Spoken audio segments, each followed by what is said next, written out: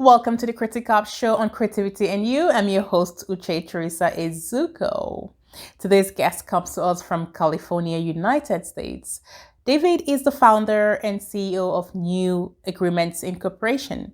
He is an expert in both system optimization and organizational transformation, evidence-based quality safety consultant and trainer. As a successful entrepreneur, he has developed a deep understanding of how critical systems processes are in any organization based upon the work of W. Edwards Deming. David, you are welcome to the show. Welcome. Thank you so much, Teresa. It's a pleasure to be here. It's my pleasure too, and I'm glad that we could make our time to do this. We want to be part of your story. I'm sure you have lots of things to tell us today, so you're definitely welcome to the show. Welcome. Oh, thank you so much. Approximately 94% of the outcomes we experience in the workplace, good or bad, are a function of the systems in which people work, not the efforts of people. Can you help us to understand how that is even possible? Yes, that is a principle that was created by W. Edwards Deming. Okay. And Deming was he was sort of my mentor, although I never met him. He's considered, I think, probably the number one quality and systems improvement guru ever. Wow. He's credited with turning Japan around after World War II, and the Ford Motor Company in 1980 when they were ticketed for bankruptcy. But he was very much a systems expert and, of course, a pioneer in quality. And he said that 94% of the outcomes that we get are basically created by the systems in which we work, not our individual efforts. Well, that goes against pretty much everything we've been taught about, being a good worker and being a good employee, and particularly, leadership and management, where there's the tendency to focus on the people and to get the people to somehow behave differently, either to solve problems or to get the outcomes that we want. But no, it turns out that actually the systems control the outcomes. Up to 94% of those things. And so if we want to improve outcomes or produce better outcomes, we have to basically change the systems. So I guess if the system is working 94% or 100%, that will motivate us to do good work. Yes, it turns out that even the best people cannot win against a bad system. And so, and we see this all the time. Where people come in to bad systems, and it doesn't matter how committed they are, how much they want to do good work. None of that really matters. And of course, it can be very demoralizing to come into a situation like that, where basically you just can't win. Exactly. I mean, just days like that, it feels like all the forces are working against you. Because as an individual, you want to do more work, right? You want to be productive, you want to be the best employee or the best engineer, but just the systems are not just working in your favor. So where does that leave you as an expert? So yes, I think if there was anything that I could impart, particularly on leaders and managers around the world, is, learn, how to be a systems thinker and learn how to optimize your systems so you can set your people up to be successful and to solve problems. And that's kind of my mission right now, particularly in healthcare, which has, they've got the most archaic and really stressed and dysfunctional systems probably of any industry in the world. But, realize that we're not going to resolve these big problems, we are facing unless we can learn to optimize the systems in which our people work.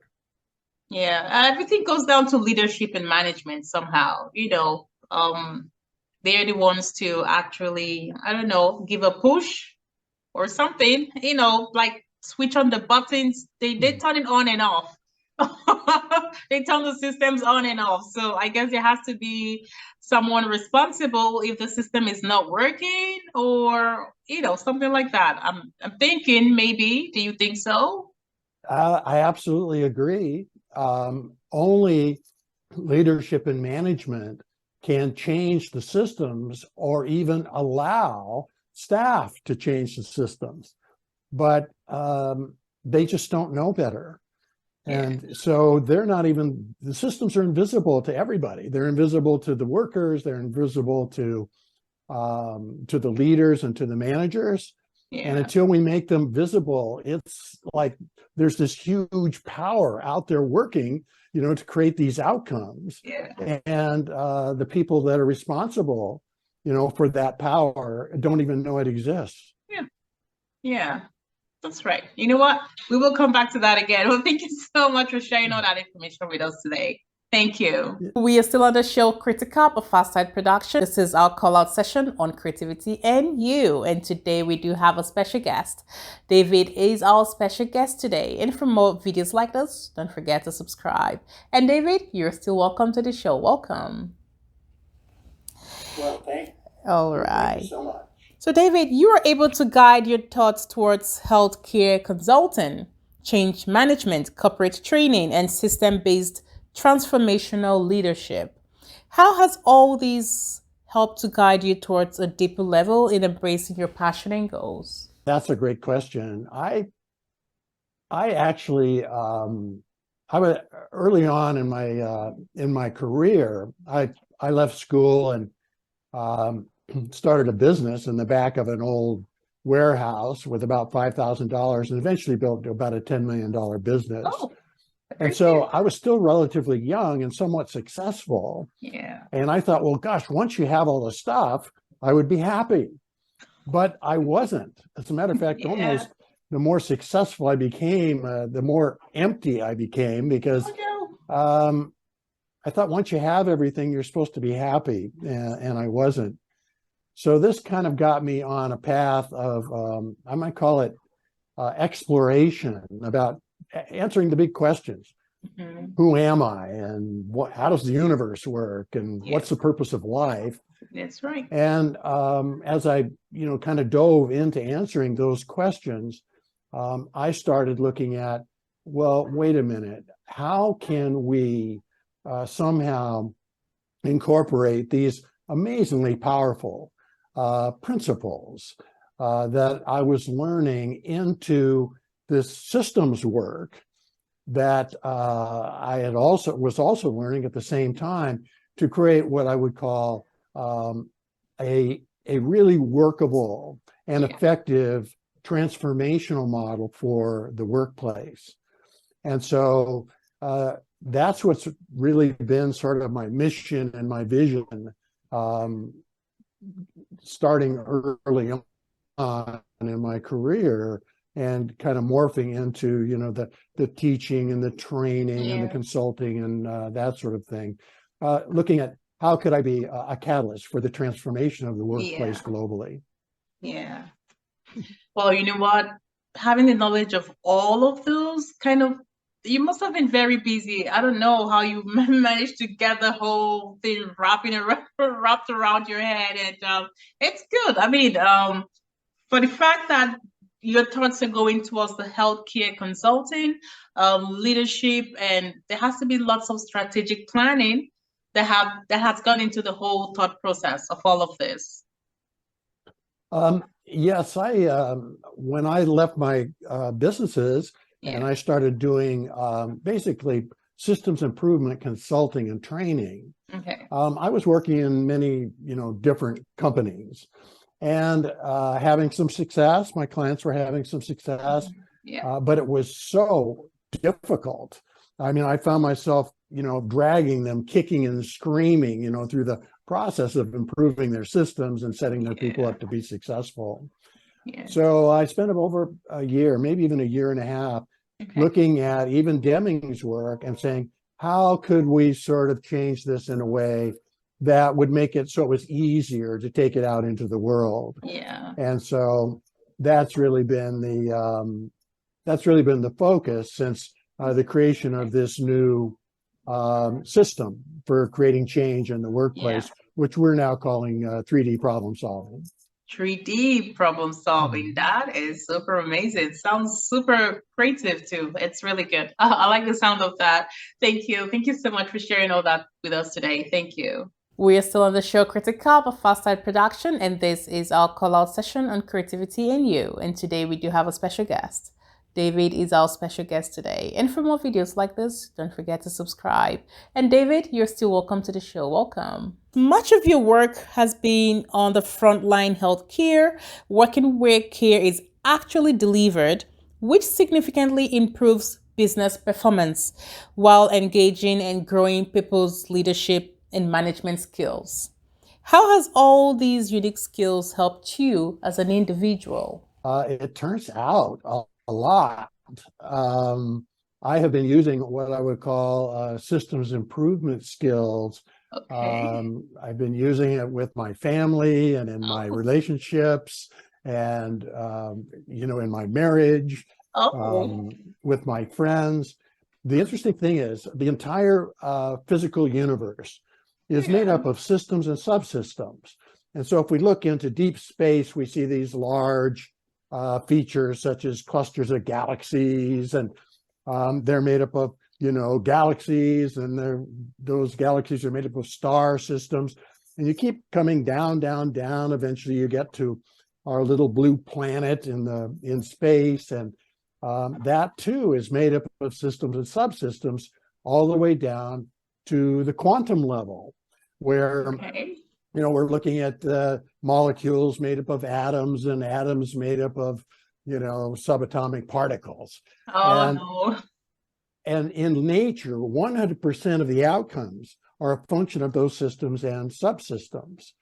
So it turns out that even our home life is circumscribed by systems and subsystems, although we don't call them systems and subsystems, we call them habits.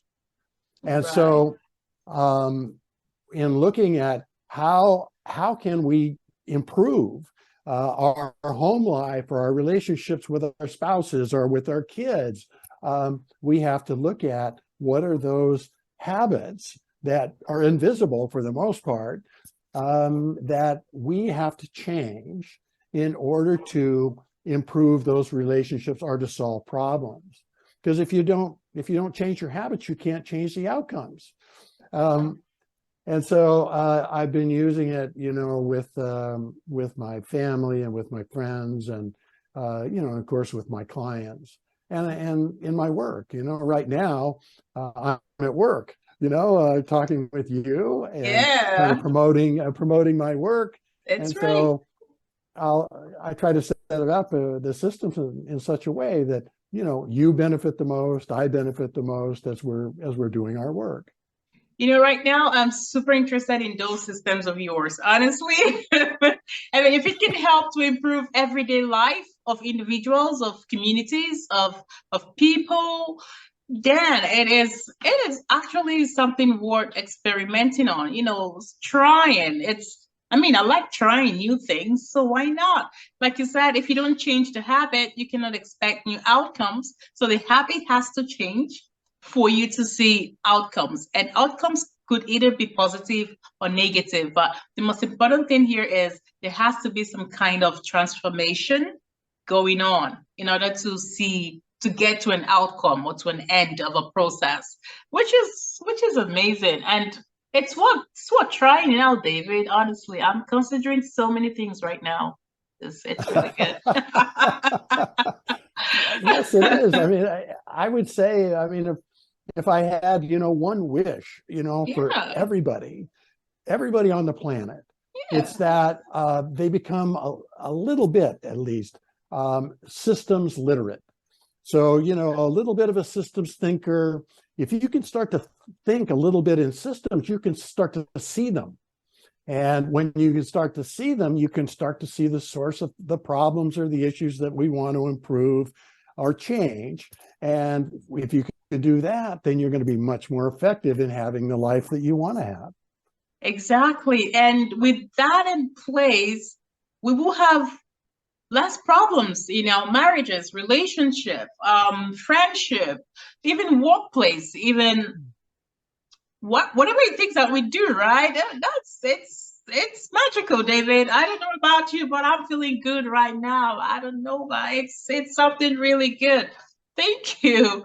Thank you so much for sharing that useful information with us. Thank you. Your model significantly improves business performance while growing excellent system-based leaders and managers.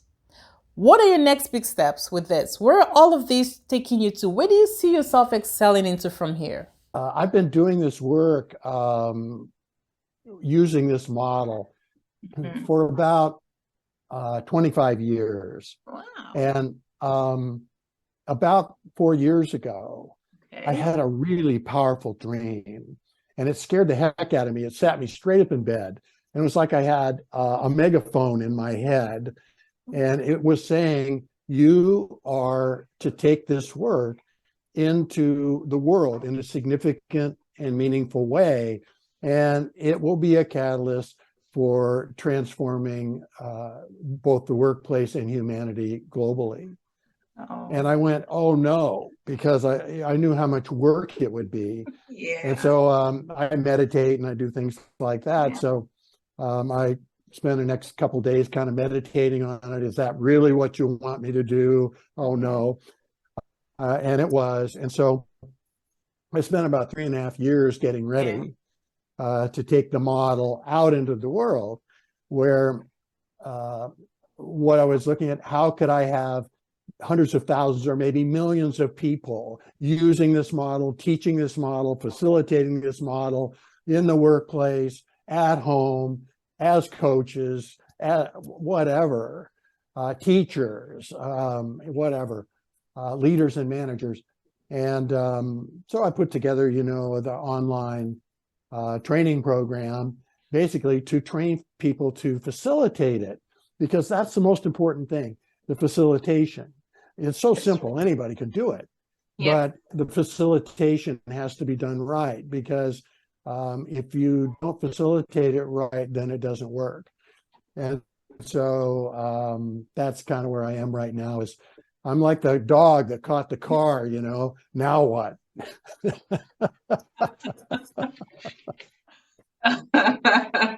Well, you know what? Your model has been tested, it's been successful. It is. So, as long as I'm concerned, David's model works. All you need to do is experience it, use it, test it, and look out for the outcomes. The outcomes that's what matters in all of this. And if the model does improve, which we all know because it's been tested, improves businesses, organizations, especially the healthcare industry, then I think that it's going to be successful anywhere. It's amazing what it can do and what it has done already, because I know that your model works.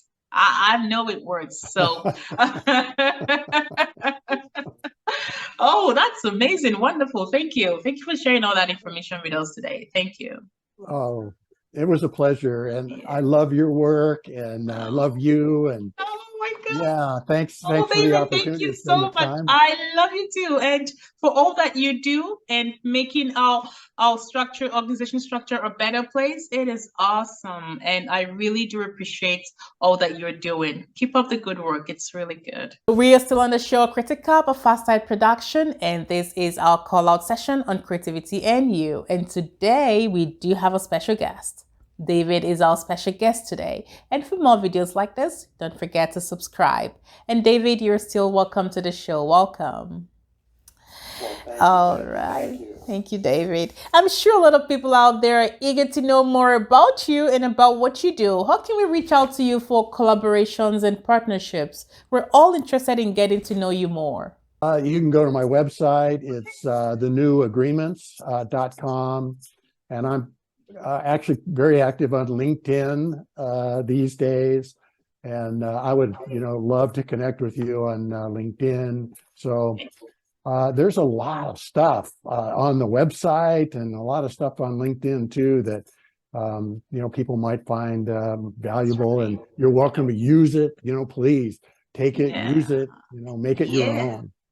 David, we will take you up on that because we will definitely be using your models. So definitely, if you say we can use it, we are gonna use it. It's amazing. It's great. Thank you so much for making our time to be here with us, and thank you for sharing all that information with us. And we cannot wait to dive in. Like I'm already in already, so I'm just waiting. Wonderful. Thank you so much for coming to the show, David. Thank you. You're very welcome. Thank you.